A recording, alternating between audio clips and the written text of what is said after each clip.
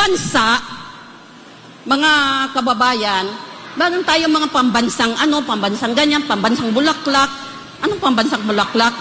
Sampaguita, pambansang hayop, kalabaw.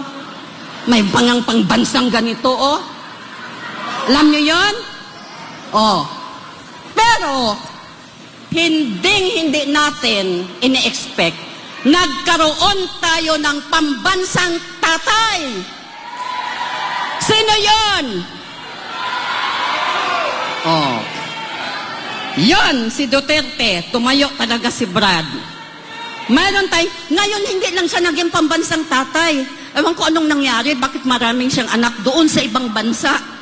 Kaya ang nangyari, international tatay. Kaya lang, tayo dito sa Pilipinas, nagkaroon tayo ng pambansang tatay. Now listen, kung we respect our tatay, and we believe in him. Ngayon, wala ditong ating tatay ng bansa. But his voice is shouting and ringing in our ears. Anong sabi niya? Sabi ng tatay, vote straight, ano ba yun?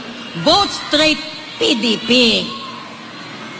Kaya tayong mga anak ng bansa, pag sinabing straight, huwag ka nang lumiko, huwag ka nang lumiko dito, liko doon. Huwag ka nang mamayabas.